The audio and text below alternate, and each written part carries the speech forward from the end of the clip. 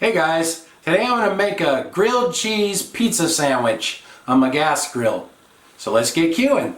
This will be kind of like a regular grilled cheese sandwich, but I'm going to add pizza sauce to it. Actually, this is pasta sauce and it has Italian sausage in it. So I would just spread some of this sauce onto my bread. This is just regular white bread, bimbo bread. This would probably be good on sourdough bread as well, but I'm just going to go with white bread because it's what I have here. So I see a little bit of sausage in there. So I'm just kind of spread that out over that piece there. And next I'm going to use, the sliced cheese is pretty thin. This first slice is mild cheddar, so I'll put a slice of that. And then this next one, this one broke in half, but this one is fresh asiago. So I'll put 2 slices of that cheese and maybe just a little bit more of the pasta sauce on the top side here. Kind of spread that out. And maybe, I have some Parmesan cheese, so let's just sprinkle a little bit of Parmesan cheese on top of that as well. And then I will put the lid on there. And then on my grilled cheese sandwiches, I like to put mayonnaise on the outside rather than butter, just because it spreads better. And I just like the flavor better, so I'm putting some mayonnaise on here. I've already done that bottom piece, so just get the mayonnaise on this top piece. And we are ready to go. So let's go outside and put it on the grill. A little Weber Q1200 has been warming up for about 5 minutes here. I have it on medium heat.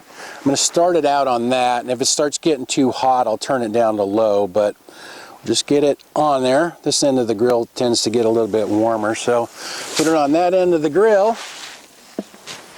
It's been a couple of minutes, so let's see how we're doing here. It's looking a little bit dark. I'm going to turn it down to low, but I'm also going to rotate the sandwich like that so I get kind of cross grill marks on it. It's been a minute or two. Let's see how it's doing here. Oh yeah, that looks good. I better flip that baby over. A little bit dark in that one spot, but the rest of it looks fine. It's been a minute or so.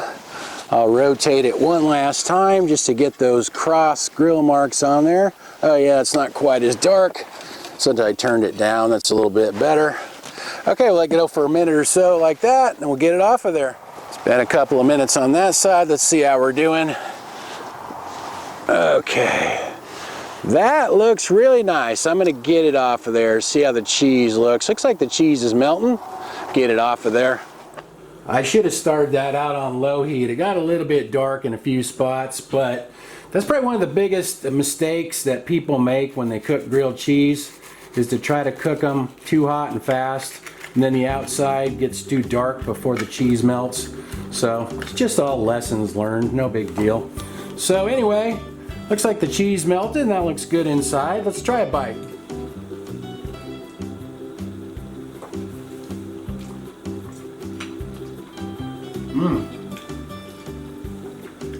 Tastes really good though. You can see the cheese melted well.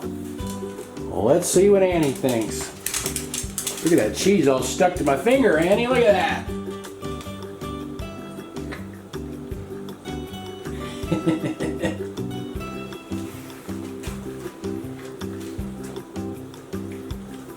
Looks like she approves. That turned out good. Has more flavor than a regular grilled cheese. And if you don't have a grill, you can just do it in the frying pan. Although it did turn out really good on that grill. Anyway, I'll write everything in the description like usual. Thanks for watching. See you guys next time.